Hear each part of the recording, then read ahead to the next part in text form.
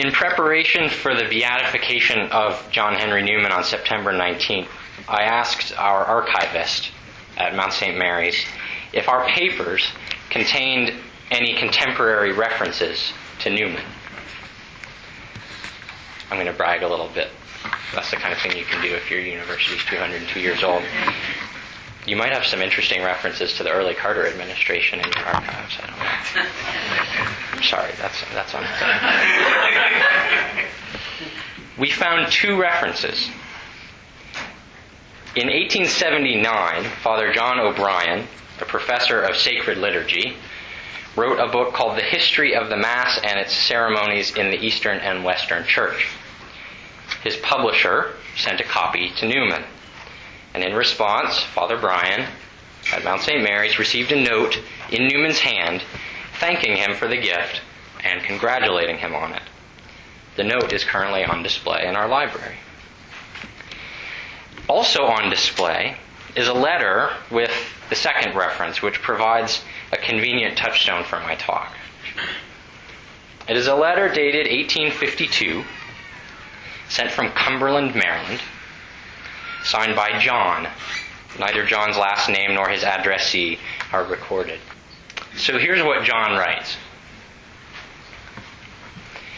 Did you notice the infamous way McMaster talks of Brownson? I wrote him a letter about it and specified all Brownson's charges against Father Newman and proved them all from Father Newman's sermons on the Blessed Virgin Mary.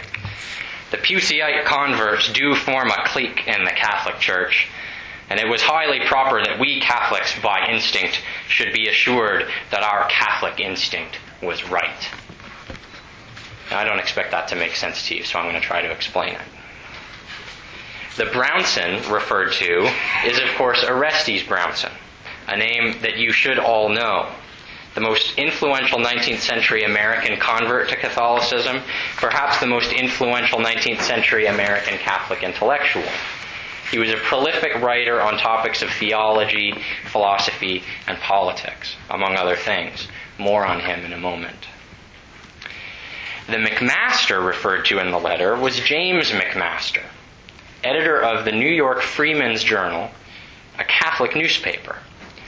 McMaster converted to Catholicism in 1845, the same year as Newman, and under the influence of Newman's writings.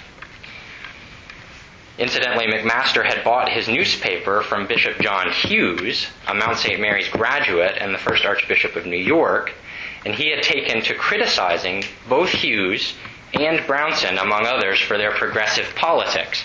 McMaster was a states' rights Democrat, and he found many of his fellow Catholics to be too moderate and sympathetic towards the abolitionists.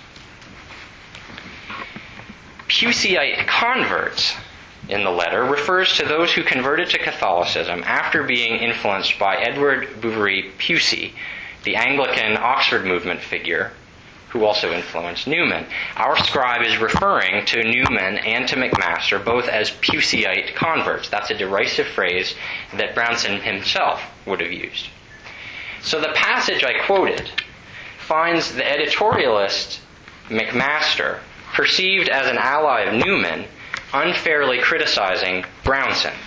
And what is interesting here is that Brownson, according to our scribe John, here represents the true Catholic instinct, that is, a more orthodox or traditionalist Catholicism, while Newman is associated with a less authentically Catholic instinct, a more heterodox or progressive or Protestant mindset. And here's where the passage is interesting to us. Because although the letter doesn't use the term, its basic charge is that Newman was a liberal. Today, Blessed John Henry Cardinal Newman is very close to being declared a doctor of the Church. And as we will explore further, he described himself as a lifelong critic of liberalism. And yet Brownson and our scribe John from Cumberland, whoever he is, are not alone in having believed that Newman was himself a liberal.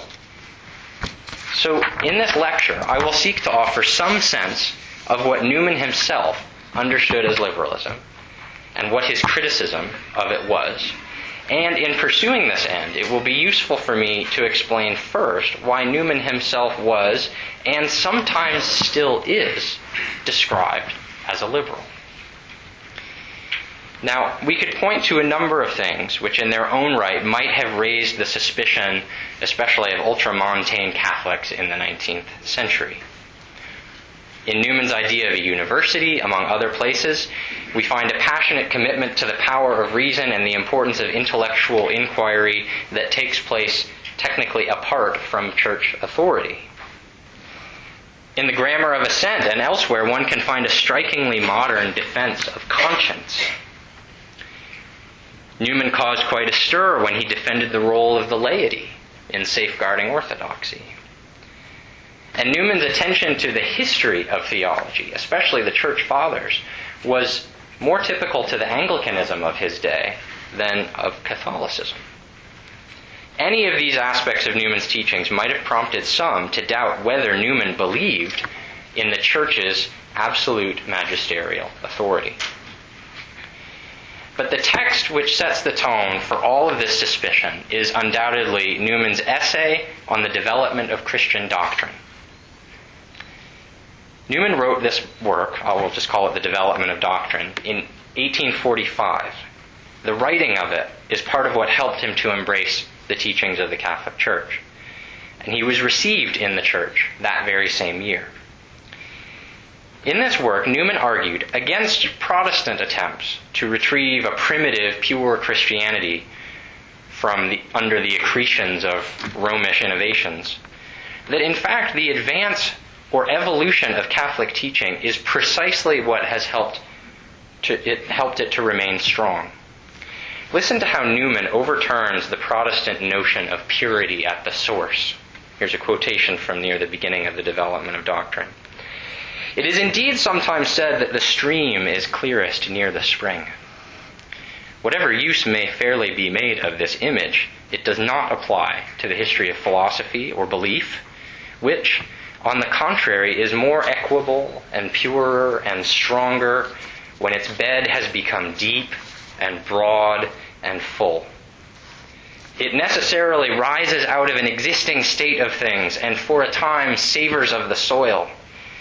Its vital element needs disengaging from what is foreign and temporary and is employed in efforts after freedom which become more vigorous and hopeful as its years increase." This is a striking image by which Newman compares the development of church teachings to a stream which might begin in a cloudy turbulence and needs to run for a time to reach its full force and allow the impurities to settle out. Many of Newman's readers have found more favorable, a slightly more organic image of the way a mature plant develops from the original seed. In either case, the development of doctrine is not a matter of a series of revolutions. It involves a process of maturation, and there is a strong emphasis on continuity. Newman describes 7 characteristics that distinguish authentic development from corruption. And in each case, they could describe the growth of an organism as easily as the development of a doctrine. It has to evince preservation of type. It has to be the same kind of thing. There has to be continuity of principles, so there must be some basic truths that remain in place through the development. It has to have power of assimilation, in other words, the ability to bring more into it. It has to have a logical sequence, so the one step in a process of development has to make sense as part of a series.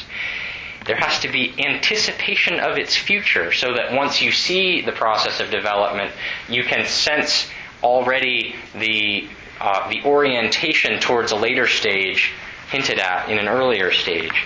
There has to be a conservative action upon its past. In other words, what had come before can't be overturned, but has to, in some sense, be preserved or conserved.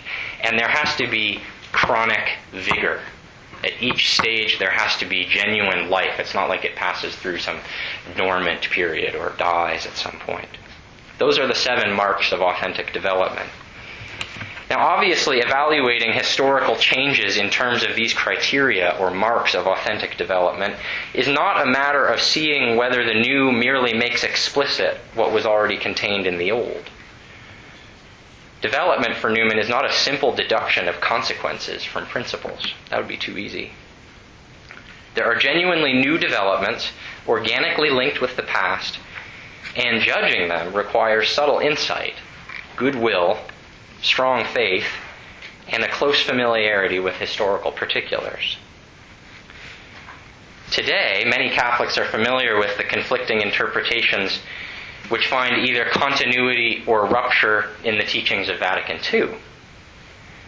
The possibility of this argument within the Catholic Church is part of the legacy of Newman's development of doctrine, which tried to articulate how what might seem new and different could in fact be not only continuous with, but represent a kind of strengthening of the past. Newman has been called the father of the Second Vatican Council. Whether this is fair or not, he is certainly the father of the hermeneutic of continuity that defines the strategies of Popes John Paul II and Benedict XVI when they interpret the Second Vatican Council. If today we take for granted the possibility of doctrinal development, even of a dramatic sort, we need to recognize that Newman's argument was regarded with widespread suspicion in his day. To Catholics used to emphasizing the permanence of Catholic teaching, Newman's position seemed to allow for too much change. Protestantism was the version of Christianity noted for accommodating change, and Newman's theory of development looked like a Protestant's rationalization of his move to Rome. Among the loudest, but nonetheless thoroughly representative critics of this sort is Orestes Brownson, mentioned earlier. Brownson became the most prominent American thinker to attack Newman's development of doctrine as too liberal. He criticized it almost immediately as soon as it was published, and he continued to criticize it in print for more than 15 years. He was encouraged in this, incidentally, by Bishop John Purcell of Cincinnati, who was a former student professor and president of Mount St. Mary's. Brownson was Purcell's attack dog in some matters. Brownson saw Newman's theory as tantamount to denying the universality or stability of church teaching. Newman assumes, says Brownson, what no Catholic can concede, that there have been real variations in Christian doctrine. To be sure, there can be development of theological understanding, but Brownson figured that Newman had confused the development of theology or knowledge of the creed with development of the doctrine or creed itself. Here's a quotation from Brownson. Mr. Newman does not mean simply that there has been a growth in theological science, a variation or expansion of outward discipline, but that there have been in the teachings of the Church herself real variations of doctrine, an increase and expansion of the Christian creed, a real progress of the Church in her own apprehension and understanding of the sacred deposit of faith committed to her charge, and which she received the command to teach all nations, even unto the consummation of the world. I did it a little bit, but I think you can hear Brownson sneering in those passages. He doesn't even offer an argument against it. Just stating what Newman did shows how absurd it is. It may be relevant that Brownson himself had been a liberal, an atheist, a Marxist, a transcendentalist, a Unitarian, you name it. And so, he had undergone a much more radical conversion when he did finally become a Catholic. His reception into the Catholic Church involved a complete rejection and repudiation of his former views. Newman's conversion, by contrast, involved only a subtle shift. As an Anglican, he already believed in the reality of the sacraments, the necessity of ecclesiastical authority, the role of tradition. He even had a fairly high view of the Blessed Virgin. At Oxford, he wrote an interpretation of the Anglican 39 Articles that seemed designed to eliminate any obstacles to Catholic assent. All of this meant that Newman had very little to repudiate in his former views when he became a Catholic. From this perspective, it must have looked to Brownson as if Newman, in converting, was saying, I was always a Catholic even when I was a Protestant, which to Brownson would have been as much as Newman admitting that even as a Catholic he was still a Protestant at heart. By the end of the century, it would seem less peculiar for Catholics to acknowledge development in doctrine. Not just new understandings, but new definitions and dogmatic statements. When Newman received the cardinal's hat near the end of his life, many saw the action as one calculated by Leo XIII to protect Newman from his critics. But even without this protection, it would have been hard to ignore that church doctrine seemed to have developed in ways that Newman himself described. Two areas especially distinctive to Catholicism, Mary and the Pope, received new dogmatic definitions during Newman's Catholic years. The doctrine of the Immaculate Conception was defined and promulgated in 1854. The doctrine of papal infallibility was defined and promulgated at the First Vatican Council in 1870. Right? That's Newman's Catholic period. Newman was born in 1801, converted to Catholicism 1845, lived until, I think, 1890. He was basically a Catholic for half of his life. To be sure, many Catholics might have seen these as long overdue statements of what Catholics had always known, but as anyone who studies Scripture or church history very closely would know, it would be impossible to find anything like the 19th century doctrinal definitions in the writings of the apostles or the early fathers. Today you can still find self-described traditionalist Catholics who regard Newman with suspicion, and who thus view his canonization as a confirmation that Benedict XVI himself is insufficiently orthodox. On the other side, liberal Catholics remain dissatisfied that the Church hasn't done more to accommodate Newman's alleged progressivism. A couple years ago, Michael True, an English professor and peace activist from Providence College, lamented how little Newman's thought had influenced Catholic universities. He praised Newman's radical theology and his commitment to intellectual freedom and debate, contrasting them with the anti-intellectual authoritarianism of John Paul II. Professor True apparently hadn't read Fides et Ratio, where he might have noticed John Paul II's friendliness towards reason, just a little bit maybe, and where Newman is one of the few modern thinkers to be singled out by name for commendation.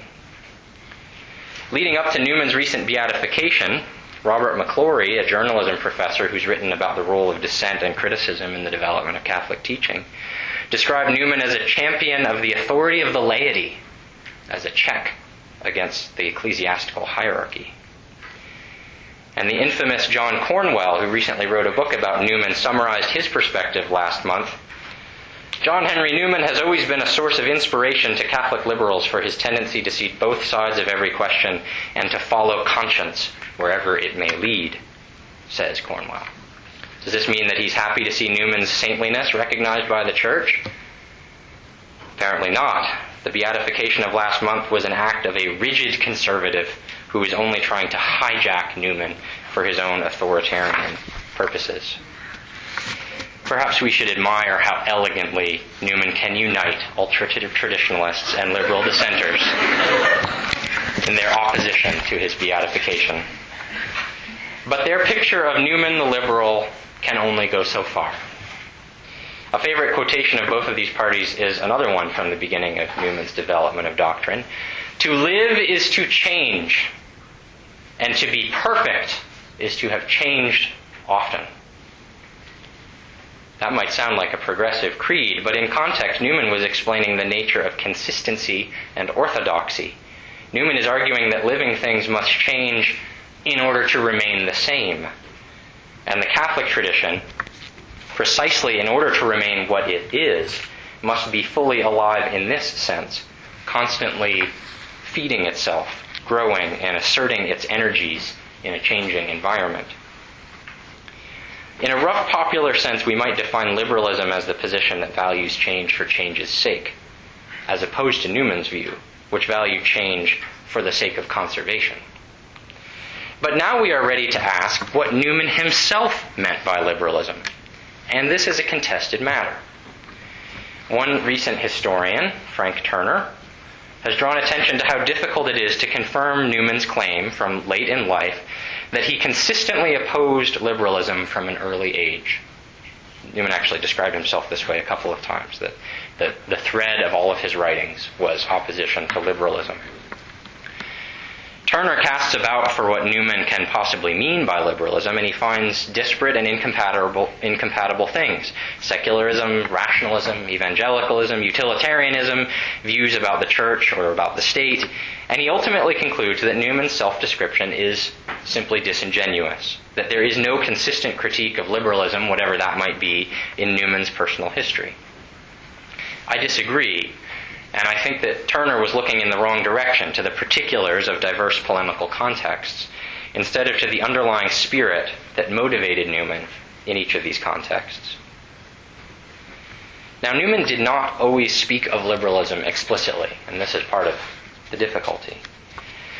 To begin to understand what he meant by liberalism, and to help us appreciate the presence of liberalism even when it is not labeled as such, it will be helpful to turn to two texts where Newman does address liberalism by name. I'm sorry, I should have brought these on a handout so you have them in front of you. Two very basic classic texts of Newman on liberalism. You can find these online. NewmanReader.org has all the works of Newman online, or I can send them to you if you wish. The first one is nice because it's a poem. It's good to have it in front of you. Perhaps you've heard of a famous poem written by Newman when he was stranded in Palermo in 1933, The Pillar of Cloud, now known more commonly as the hymn, Lead Kindly Light. Your choir should sing that this fall if you haven't already. Less well known is another poem, also composed in Palermo, 11 days earlier. It is called, simply, Liberalism. From it, we may begin to infer something of what Newman means by the term. I'm going to describe a view that I find in it and then quote a passage of it, and I'm sorry you don't have it in front of you. Liberalism seems to involve first a kind of individualism. So he says, "Ye are of those who plan that we should dwell, each in his tranquil home and holy place." Each in his tranquil home and holy place, so isolated. It also seems to involve a kind of intellectualism, or a simplistic sense of how reason is related to will and action. Seeing the word refines all natures rude and tames the stirrings of the multitude. Right? So just seeing a truth perfects you. In the poem, liberalism especially seems to involve a closing oneself off to truth, a skepticism and a narrowing of one's vision. And so ye have the truth. That's LVE at the end, so cut it in half. Ye have the truth, for ye in heart at best are doubters whether it be true. Even a ceasing to care about the truth, the theme discarding as unmeet for you, statesmen or sages. So I've named individualism, intellectualism, closing oneself off to truth or skepticism. We also learn from this poem that liberalism is not something restricted to atheists or materialists. It is not just secularism. Here's how the poem ends. O new compassed art of the ancient foe, but what if it extends o'er our own camp and rules amid our friends? Our friends, our own camp, our fellow Christians are vulnerable to liberalism. What could liberalism look like when manifested in and among Christians? Newman was critical of various tendencies he found in Protestantism. One was utilitarianism, thinking that religion should be valued for its social consequences, not for its truth. Another was sentimentalism, an emphasis on private feeling as opposed to shared knowledge. Turner, the historian, himself identified the most common object of Newman's criticism as evangelicalism, a movement or form of religion that distrusted dogma, authority, and tradition. All, for Newman, important means of embodying and communicating truth. So that's one text, the poem from 1833, Liberalism. The other important text where Newman discusses liberalism explicitly is his classic autobiographical work, the Apologia Pro Vita Sua. Composed in 1864 and originally appearing, like so many Victorian works, as a series of pamphlets. In these reflections, Newman aimed to show that there is some consistency or continuity in the development of his religious convictions. And two passages in the Apologia are especially illuminating on the question of liberalism. In one, Newman says this: "My battle was with liberalism. By liberalism, I meant the anti-dogmatic principle and its developments. From the age of 15, dogma has been the fundamental principle of my religion. I know no other religion. I cannot enter into the idea of any other sort of religion. Religion, as a mere sentiment, is to me a dream and a mockery." So in this passage, liberalism is opposed to dogma. It is the view that religion can be reduced to sentiment, feeling, emotion, apart from specific, true, intelligible content. So liberalism is anti-intellectual and private. Newman did indeed find this view associated with, but not limited to, evangelical Protestantism, which focuses on the effective dimension of faith and the role of private judgment apart from authority or common creeds of orthodoxy. But it is interesting to compare this sense of liberalism with a reference somewhat earlier in the Apologia. Newman says there, "I was beginning to prefer intellectual excellence to moral. I was drifting in the direction of the liberalism of the day."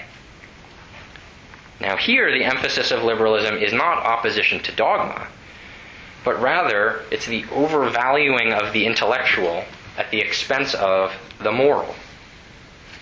Taken together, these two passages might seem puzzling. The one implying that intellectual content ought to be important, right, the anti-dogmatic principle. The other implying that it shouldn't be valued at the expense of moral virtue. Now, obviously, these don't quite contradict each other, but they are different emphases. What unites them? And why should the rejection of them be given the common name liberalism? The answer to this question can be found in the very first note that Newman added to his autobiographical pamphlets when they were republished in book form a year later in 1865. Note A is simply entitled Liberalism, and the bulk of it discusses details of controversies at Oxford. But it contains the following paragraph on the general notion of liberalism.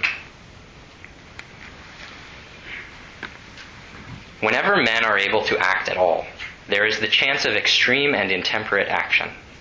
And therefore, when there is exercise of mind, there is the chance of wayward or mistaken exercise. Liberty of thought is, in itself, a good, but it gives an opening to false liberty. Now by liberalism, I mean false liberty of thought, or the exercise of thought upon matters in which, from the constitution of the human mind, thought cannot be brought to any successful issue, and therefore is out of place. Among such matters are first principles of whatever kind, and of these the most sacred and momentous are especially to be reckoned the truths of revelation. Liberalism, then, continues Newman, is the mistake of subjecting to human judgment those revealed doctrines which are in their nature beyond and independent of it, and of claiming to determine on intrinsic grounds the truth and value of propositions which rest for their reception simply on the external authority of the divine word." That's the paragraph in which Newman most thoroughly defines what he meant by liberalism, at least in 1865.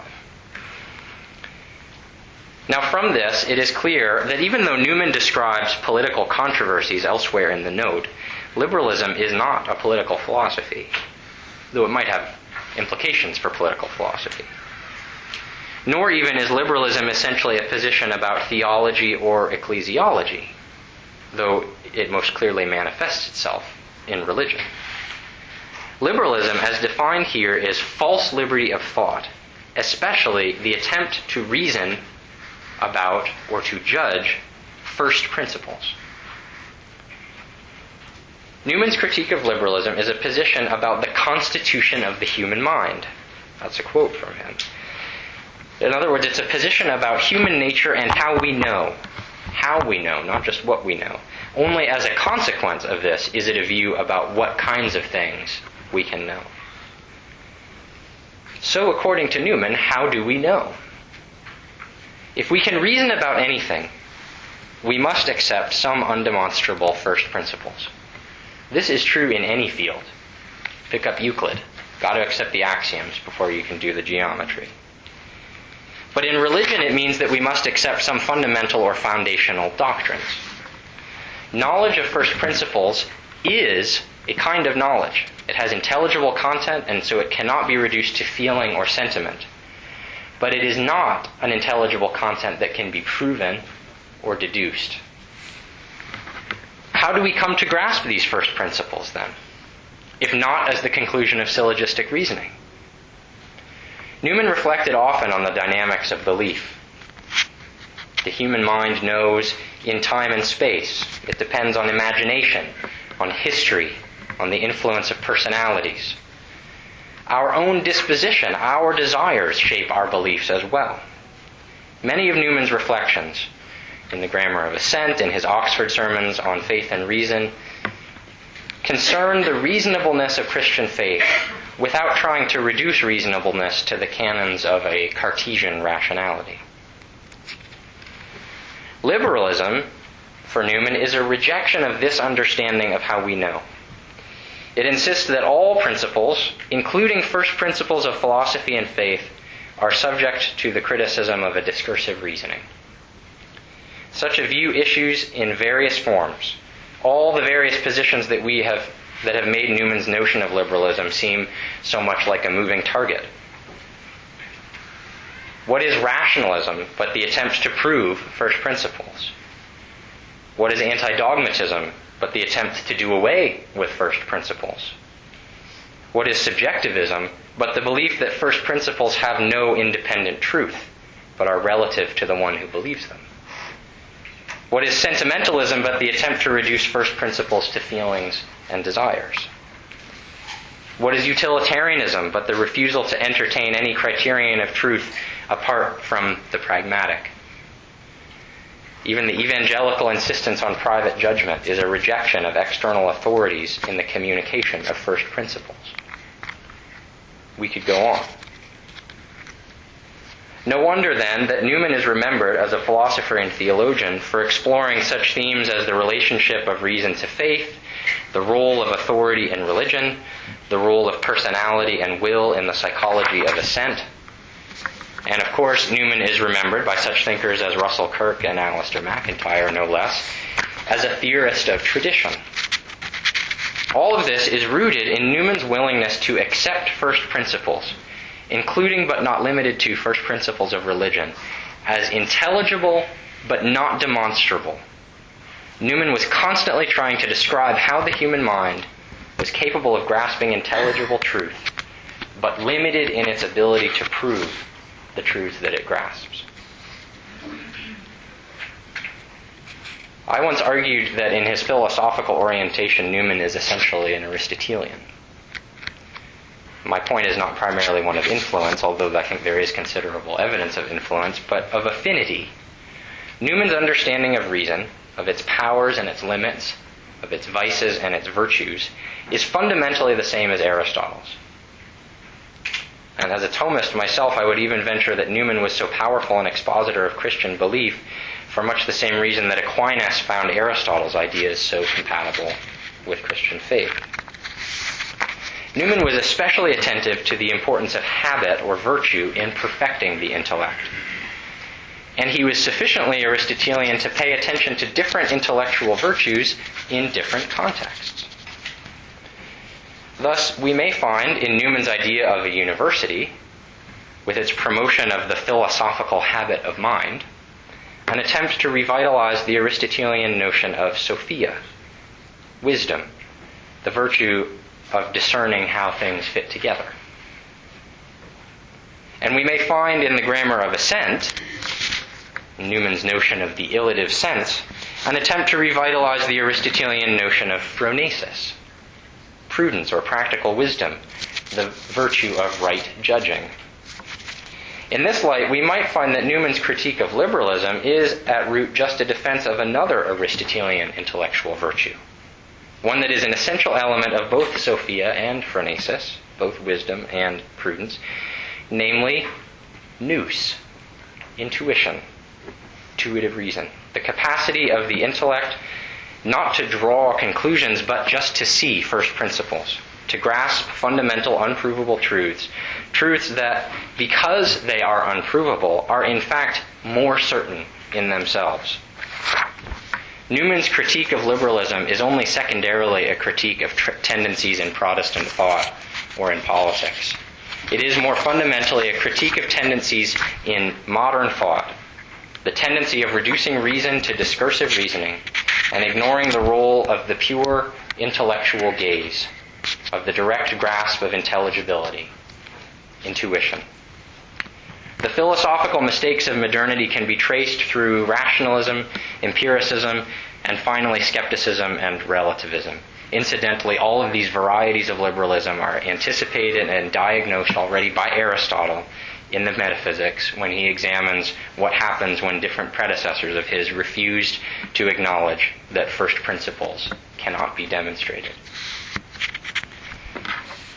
But even if they cannot be demonstrated, it is not the Aristotelian way to assert first principles blindly and without context. Newman's critique of anti-dogmatism doesn't make him a strident dogmatist. What is most knowable by nature is often last and hardest to discern, and we get to it not by rational deduction, but by dialectical reasoning, questioning, illustrations, and especially by historical reflection. It is not an accident that Aristotle's own major philosophical works begin with reflections on the views of his predecessors. Nor is it an accident that Newman's faith was so influenced by his historical research, especially his coming to appreciate the complexities of the Arian controversy. Human reasoning is historical reasoning. We learn by growing intellectually in response to our particular circumstances. The potency of our mind is actualized over time in concrete, embodied situations. But don't listen to me. Here's how Newman put it, again, in the Development of Doctrine. From the nature of the human mind, time is necessary for the full comprehension and perfection of great ideas. And the highest and most wonderful truths, though communicated to the world once for all by inspired teachers, could not be comprehended all at once by the recipients. But, as being received and transmitted by minds not inspired, and through media which were human, have required only the longer time and deeper thought for their full elucidation. Liberalism for Newman is a rejection of this Aristotelian understanding of the way the human mind works. And Newman's lifelong critique of liberalism was a lifelong defense of a fundamentally Aristotelian epistemology.